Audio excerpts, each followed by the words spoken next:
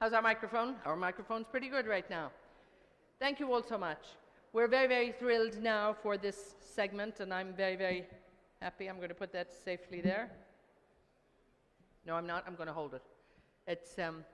But I'd like to now introduce you to a gentleman who's been in politics just a few years, but has a very, very successful private career as a businessman in agriculture, in energy, in free zones as well, just since we've come off the back of that.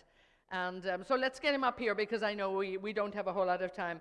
I'd like you to give a very, very warm, rousing welcome, our grand finale of the evening, to the President of the Republic of Haiti. Please welcome His Excellency, Mr. Jovenel Moise.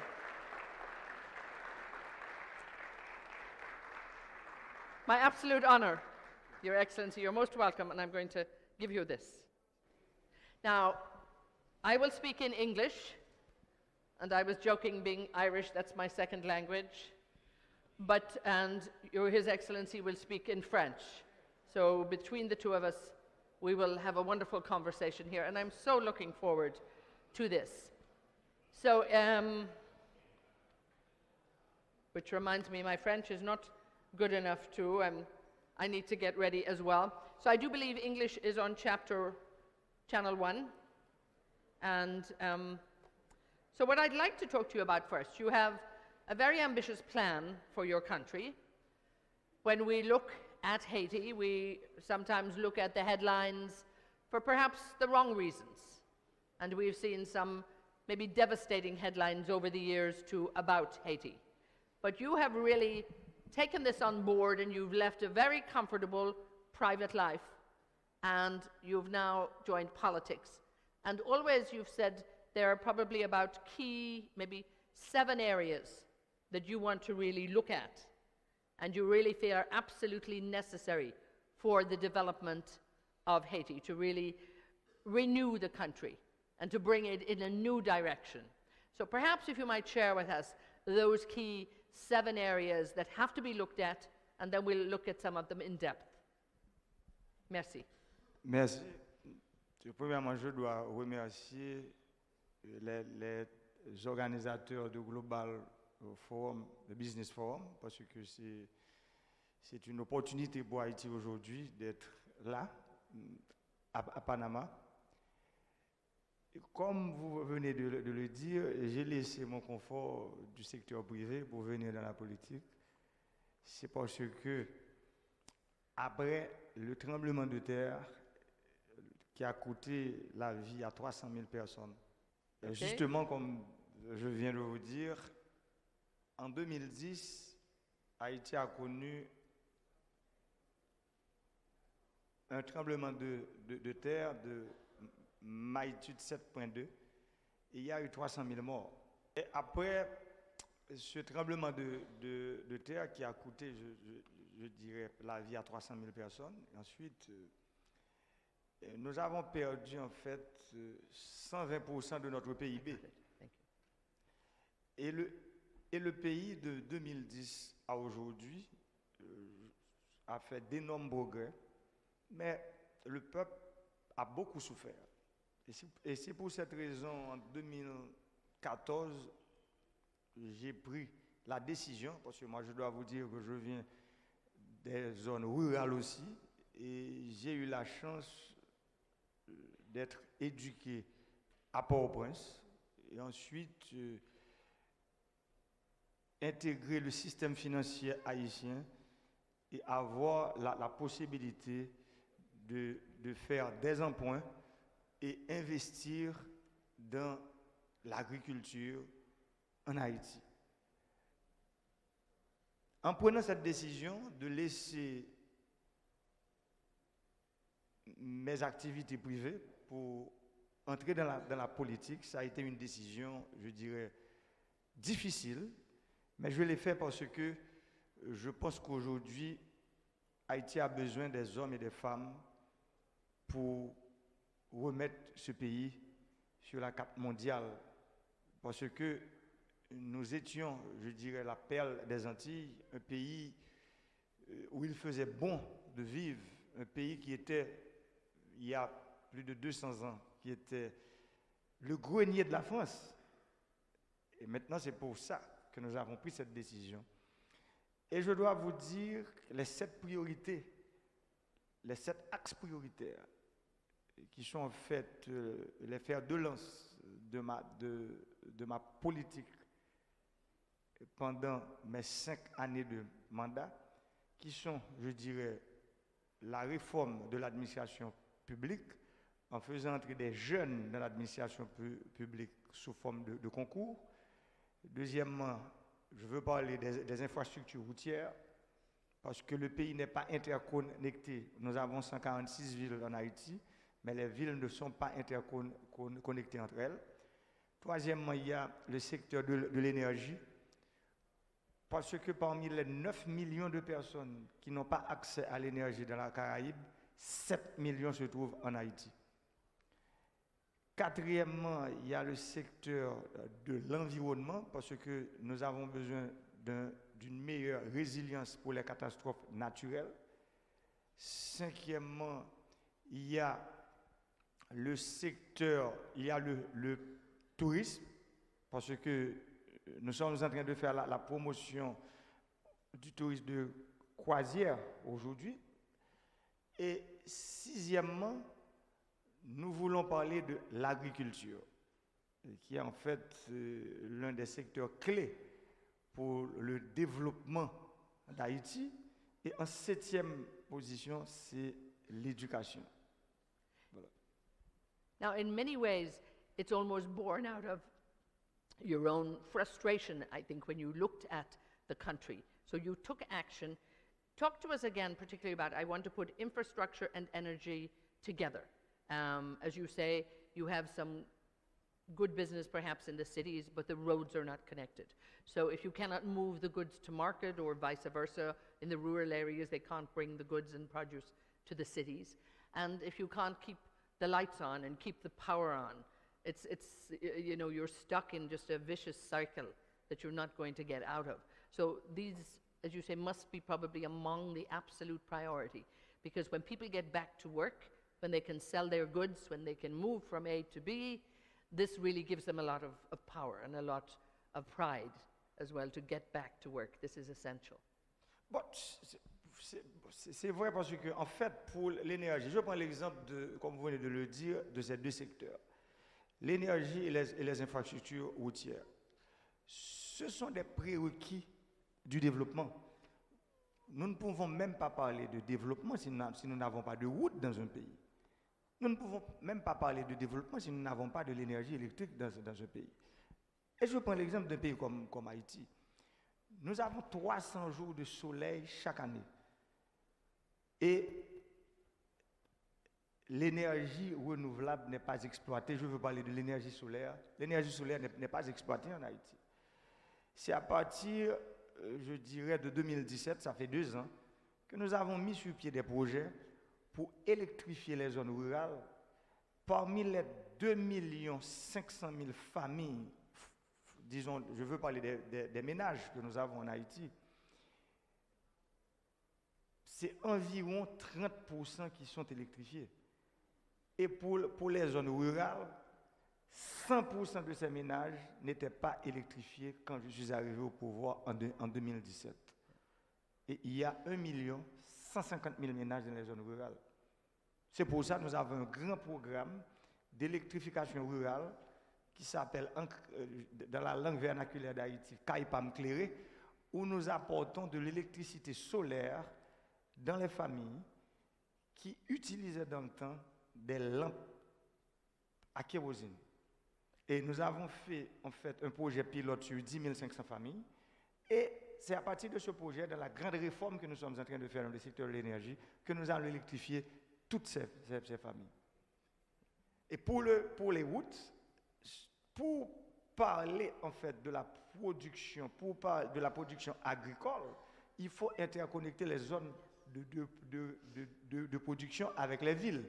Mais si vous n'avez pas de route, comment que vous allez produire dans une zone et connecter cette zone avec les zones de consommation? Et c'est pour ça que nous avons pris la décision de faire une grande réforme dans ce secteur. Je veux parler du secteur des infrastructures routières. Et aujourd'hui, en Haïti, nous avons 1550 km de routes qui sont en construction dans le pays 2 ans après. Mais le pays a un besoin de 6000 km de routes. Je veux parler du pays entier, parce que Haïti, ce n'est pas un pays, je dirais, comme le Panama, qui fait près de 75 000 km². Nous avons seulement 27 700 km². Et avec un programme ambitieux que nous avons là maintenant, pour construire 4000 km de route en 5 ans, nous allons pouvoir connecter tout le pays et mettre les zones de production en connexion avec les zones de consommation. And this, of course, is really getting back to basics. And I can see that, you know, you're passionate about just getting the normal people out to work and be able to move from A to B and actually get the country moving again and get it working again, because it sounds like it had been absolutely devastated. But with the reform of the energy sector that you're putting in place, this is beginning to work. There's well done on a big project, what, $147 million recently from Taiwan in terms of updating the energy grid. I mean, it's happening slowly, but it has to happen before anything else can happen. C'est un secteur extrêmement difficile, parce que je sais que je suis dans une salle où il y a beaucoup d'investisseurs, d'entrepreneurs, de femmes d'affaires et d'hommes d'affaires. Et vous comprenez qu'est-ce que ça veut dire, le monopole. Quand vous êtes arrivé dans un pays où le secteur de l'énergie était un secteur de monopole. Je parle au passé maintenant, parce que nous avons initié une réforme à partir de 2017. Aujourd'hui, cette réforme commence à apporter fruit, parce que, en fait, nous avons un pays qui a un besoin, je dirais, seulement de 800 MW d'électricité pour électrifier tout le pays, pour avoir de l'énergie électrique dans les familles, 24 heures sur 24, pour avoir de l'énergie électrique dans l'industrie.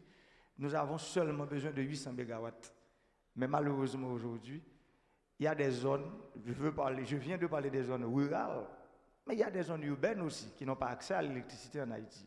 Et les zones urbaines qui ont accès à l'électricité reçoivent seulement entre 4 heures et 6 heures d'électricité par jour. Vous comprenez qu'est-ce que ça veut dire là où nous sommes aujourd'hui? Si on avait seulement 4 heures d'électricité, vous n'allez pas pouvoir passer ces 8 heures de temps ensemble. Et pourtant, quand je suis arrivé au pouvoir en Haïti, j'ai vu ce problème de monopole. Et il y a, je dirais, 3 ou 4 personnes que l'État paie 12 millions de dollars chaque année pour 4 heures d'électricité par jour. J'ai pris la décision courageuse, je dirais, de faire cette réforme. Et je dois vous dire, aujourd'hui, cette réforme commence à apporter fruit, parce que j'ai été personnellement à Taïwan l'année dernière, et l'État haïtien a signé un prêt de 150 millions de dollars avec la République de Taïwan pour construire le réseau électrique métropolitain et construire le réseau de 51 petites villes que nous avons qui n'ont pas de réseau électrique aussi. Parce que le réseau électrique métropolitain, je veux parler du réseau électrique de la capitale, de la ville de Port-au-Prince, c'est un réseau qui est vieux de 50 ans. C'est un réseau qui était construit pour environ 20% de la population qui vit actuellement dans la zone métropolitaine. Et c'est pour ça que nous avons pris cette décision. Et la construction de ce réseau va démarrer bientôt, je dirais d'ici cette année. Nous allons avoir la possibilité d'avoir un réseau électrique flambant neuf pour recevoir les 800 MW que je viens de vous parler. Quand je parle de 800 MW, je veux parler de 400 MW pour la zone métropolitaine, et les 400 MW qui restent, c'est pour le reste du pays. Absolutely essential when we just take it so much for granted here. But talk to me about political stability. Again, it's something that investors would be looking at, and perhaps they've looked at Haiti over the years, and maybe chaotic might have been a word that they might use, but political stability or instability would have made investors very nervous. You are making this almost a personal mission to to bring harmony in many ways. Do you think you can do it? Je dois vous dire, je suis un entrepreneur, je sais de quoi je parle. L'argent a peur du bruit. Et pour que l'argent, en fait, arrive chez vous, il faut qu'il y ait de la sérénité. Et c'est pour ça que moi-même, depuis ma campagne électorale jusqu'à aujourd'hui, j'ai dit que la stabilité politique, c'était en fait ma fameuse phrase de campagne. J'étais clair pour dire que la stabilité politique est le premier des biens publics.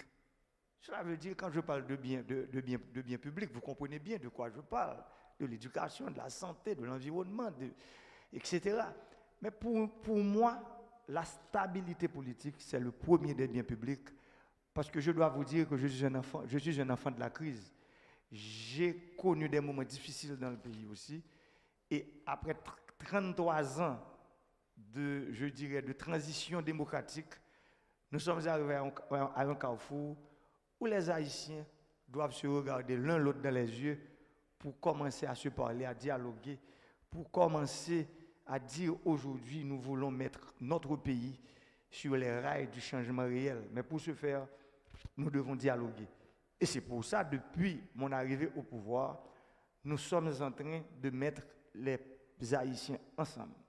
Nous sommes en train d'introduire, je dirais, ce dialogue permanent entre Haïtiens pour arriver à un pacte de gouvernabilité sur les 25 années qui viennent, pour dire voilà l'Haïti que nous rêvons tous, une Haïti stable, une Haïti où les Haïtiens peuvent se parler entre eux. And of course, this is a message that investors will really want to hear, but they'll want to see it happening. They'll want to know it's happening. And they will also want to know that their investment will be safe. Obviously, all investment will carry some risk, but they need to believe. They need to be able to trust you as the leader, and they need to be able to trust all of the functions of government and also the institutions that are there, that their money is safe, that their investment is safe. And you're talking about tourism, you're talking about financial investment, you're talking about free zones. You have a long list. But where would you prioritize if investment is to come to your country right now? Maintenant, je dois vous dire qu'Haïti, c'est un territoire presque vide. Je prends l'exemple des îles adjacentes que nous avons en Haïti. Nous en avons 5. Et l'expérience que nous avons fait depuis des dizaines d'années avec la Royal Caribbean Cruise Line, qui est une compagnie de croisière qui fait le tourisme de croisière. Nous recevons actuellement en Haïti près de 800 000 touristes de croisière chaque année. Yes, yes. Et pourtant, nous avons toute une série d'îles, je dirais, vierges, qui sont extrêmement belles dans le pays, dans le sud, dans le nord, dans l'ouest. Je prends l'exemple de la grande île de la Gonâve, qui est une île. Cette île, elle est plus grande que Singapour. Et pourtant, c'est une île qui est vide. Et aujourd'hui, nous avons pris la décision de prendre une loi, et cette loi est effective maintenant pour faire de la Gonâve et un centre financier, et un centre attractif, un centre technologique. Et c'est pour ça, nous venons tout juste de nommer un directeur pour cette île. Et voilà, il y a une opportunité, et l'opportunité, elle est là. Je prends l'exemple de l'île de la Gonâve. Là, je parle du tourisme. D'autres secteurs d'investissement. Parlons de l'agriculture biologique aujourd'hui. Parce qu'il y a une demande pour les produits organiques dans le monde entier. Et je prends l'exemple du marché américain. J'ai écouté avec attention mon frère d'Honduras. Il a parlé que Honduras se trouve à 2 heures d'avion des États-Unis. Nous sommes à 1 heure et 20 minutes des États-Unis. Et nous sommes à moins de 2 jours par bateau des États-Unis. Et nous avons, et je parle des études que nous avons réalisées pendant 14 mois, nous avons réalisé les études des plaines vierges que nous avons en Haïti. Nous avons environ 500 000 hectares de plaines qui peuvent produire des produits organiques dans le pays. Et de ces plaines-là, nous sommes en train de construire notre premier barrage d'irrigation après 70 ans. Et ce barrage d'irrigation qui va en fait irriguer une plaine dans le nord-est d'Haïti, et toute cette grande zone du nord-est, entre le nord et le nord-est, nous parlons d'environ 100 000 hectares de plaine fertile avec une dizaine de rivières et avec un port qui est tout près, je veux parler du port du Cap-Haïtien, et avec un aéroport international aussi, de l'aéroport du Cap-Haïtien, et nous recevons des vols quotidiens entre la Floride et le Cap-Haïtien. Et quand je parle de cette zone, il y a le parc industriel de Caracol aussi, qui est dans cette zone, qui est exploité aujourd'hui à environ 30%. Cela veut dire, tout est là, en termes de main-d'œuvre aussi. Nous avons une main-d'œuvre très jeune. Sur chaque 100 Haïtiens vivants, il y a 70 qui n'ont pas encore 30 ans. Cela veut dire justement pour vous dire que la main-d'œuvre est là aussi. Le marché est là parce que entre les États-Unis et Haïti, nous avons signé en 2000 un accord d'échange où nous avons la possibilité d'exporter 5000 produits sur les États-Unis sans droit de douane. Alors justement, pour vous dire que l'opportunité, tout est là. Il faut seulement, il nous faut maintenant de l'investissement seulement. And one of those areas now, in your private, in your professional life previously, 2012, you actually operated an agricultural free zone. So you have seen how this can work, and now you look to expand this. From what it sounds, I mean, there's huge demand, as you say, for organic food, for good food that grows to all over the regions. So if this would be one area. Also, you talk about the United States and also the taxation too. Talk to us about the Hope Help, particularly in the textile industry, and where are the prospects for that? That's also very, very, a prospect that's right where there at the moment. It's happening. Je viens de vous parler de 5000 produits. Le textile se trouve à l'intérieur de ces 5000 produits. Mais le textile est pour nous aujourd'hui un secteur, une filière porteuse. Pourquoi? C'est parce que nous avons 52 000 emplois créés dans ce secteur aujourd'hui, avec près d'une dizaine de parcs industriels. Je veux parler de parcs industriels publics et de parcs industriels privés. Pour les parcs industriels publics, nous en avons 2. Et je viens de vous parler du parc industriel de Caracol. C'est un parc qui est construit pour desservir, je dirais, pour créer près de 50 000 emplois. Mais aujourd'hui, au niveau du parc de Caracol, nous avons 15 000. Justement pour vous dire combien ce secteur, le secteur textile, c'est un secteur porteur pour Haïti. Il y a le parc industriel de Codévi qui se trouve tout près de la frontière entre la République dominicaine et Haïti, et qui a une possibilité aussi d'aller jusqu'à 20 à 30 000 emplois. Nous en avons 10 000 aujourd'hui. Il y a les parcs industriels qui se trouvent dans la zone métropolitaine aussi. C'est un secteur porteur. Il y a beaucoup d'opportunités dans ce secteur, mais on aimerait justement non seulement produire du bas de gamme, nous pouvons aussi passer du bas au haut de gamme maintenant. S'il y a des gens qui sont intéressés à s'installer en Haïti pour la production du haut de gamme en Haïti aujourd'hui, nous sommes prêts. Now, also when we look at the income per head in Haiti, it's very low. And it's also, you look at the neighbors in Dominican Republic, and I think there's a differential between in Dominican Republic per year, it could be $7,000. In Haiti, sometimes it could be as low as 700. You know, so how do you keep that workforce there? Because there's also quite a lot of emigration and migration. So how do you keep your workforce there? How do you bring hope back to the people? And obviously, from what you're saying, and the fact that you were voted in on these policies, there is hope and there is trust there. But you know, you have to move on this quickly. And I think we've seen this around the world in areas where there has been political instability, and particularly jobs for the youth. They have to get to work, they have to have hope, but it has to be seen to be happening quickly, and the distribution of wealth has to be happening. Is it happening quickly enough? Are you getting feedback? Je dois vous dire, pour construire une maison, il faut premièrement construire la base de la maison. Et quand je suis arrivé au pouvoir, moi et mon équipe, nous étions clairs là-dessus. Nous n'allons pas pouvoir, en fait, créer des conditions pour faire venir l'investissement sans ne pas parler des prérequis du développement. Je retourne un peu en arrière pour vous dire, créer l'espoir pour ces gens-là, il faut créer les conditions pour la création d'emplois. Parce que la richesse se crée dans la création d'emplois, dans la création des opportunités pour des entrepreneurs. Je veux parler des petits entrepreneurs, des PME. Je veux parler des grands investissements aussi. Mais pour ce faire, il faut les prérequis. Et c'est pour ça que je vous ai parlé, premièrement, de la stabilité politique qui est le premier des biens publics pour nous. Et nous nous efforçons pour faire le sacrifice nécessaire pour que les Haïtiens, je veux parler des hommes politiques, des gens du secteur privé qui ont certains monopoles dans le pays.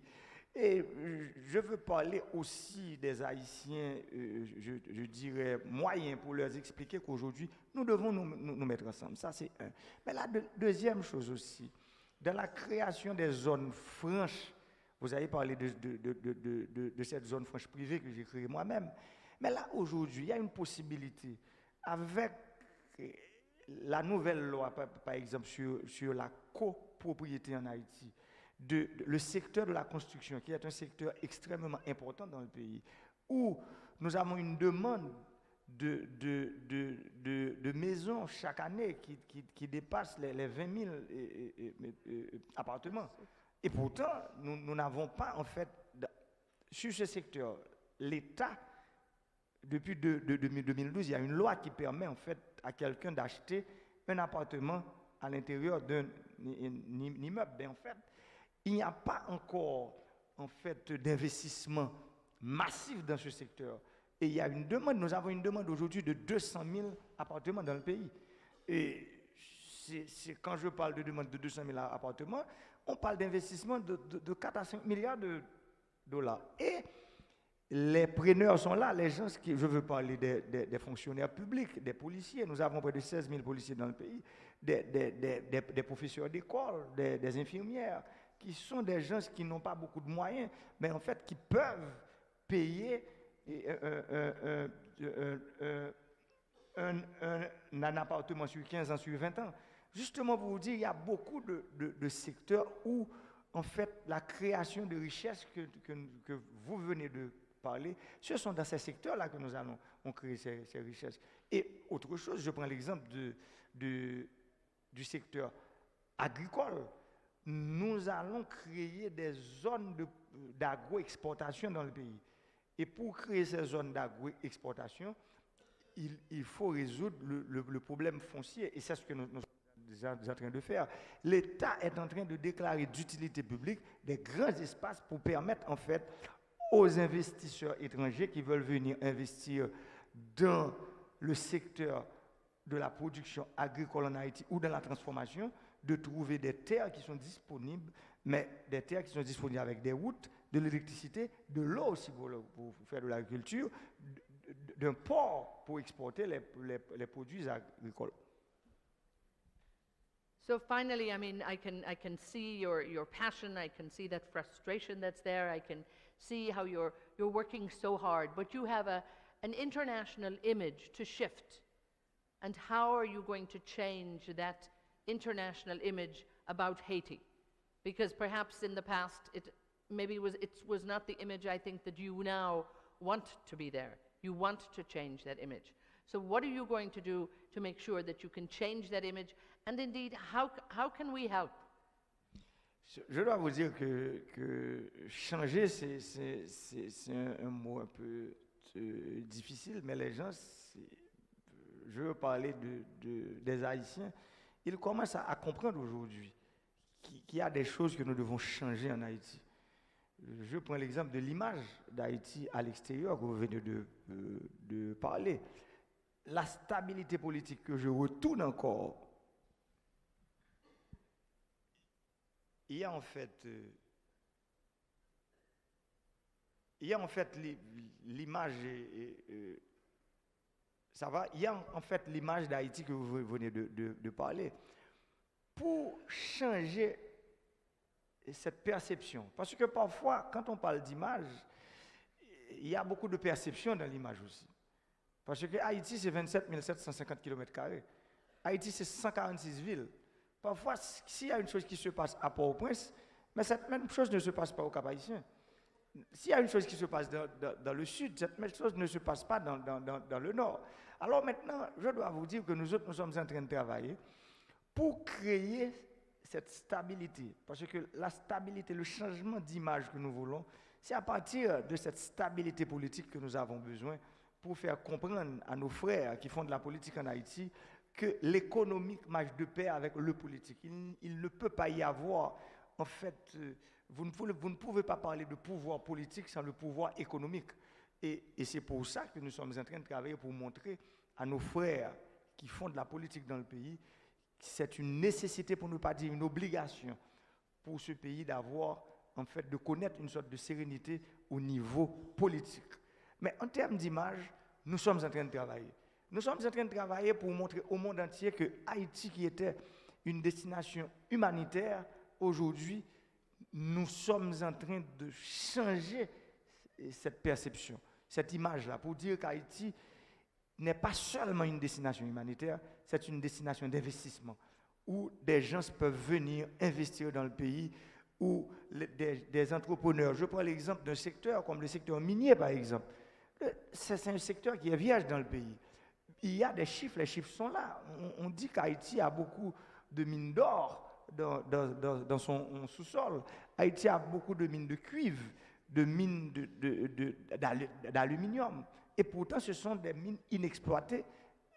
Nous sommes en train de travailler pour faire passer des lois au niveau du Parlement, pour qu'on ait des lois qui peuvent permettre en fait à des entrepreneurs miniers qui veulent venir faire des exploitations en Haïti pour qu'ils puissent venir exploiter ce secteur, parce que c'est un secteur porteur dans le monde entier.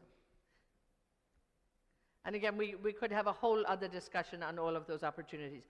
I want to thank you so much for that very frank discussion, for that very inspiring discussion in terms of where you're looking at the country, and I think you have taken a very, very personal responsibility to drive this. So please, for all of you, I want to thank you so much for joining us, His Excellency, Mr. Juvenal Moise. Thank you so much, sir. It's been my absolute pleasure to have this time and to have this conversation with you. Thank you so much. Thanks. Good luck with everything. We really thank you for being here, and thank you again for your very, very frank discussion. Thank you so much. And we wish you the very best of luck. So that was wonderful to have that opportunity. Again, His Excellency from Haiti. Thank you so much. What time tonight? Reception tonight? Starting now. Okay. Outside And tomorrow by the morning, pool. 9 tomorrow morning. 9, start at 9:30. And once again, thank you so much. It's been a wonderful day. Thank you all so much for being here. And I mean, that was just such an uplifting conversation, I think, that we had there to finish it off. So I'm really very grateful to His Excellency for being with us and taking the time, and to you for staying. Our evening reception will be starting outside by the pool very, very shortly. I believe maybe now, so I think you can go there and, you know, meet some more colleagues and enjoy the evening. And also, of course, be back here on time. We're starting, I believe, 9:30, but be here at 9. We might have been a little delayed today. Maybe we'll start at 9:25 tomorrow morning.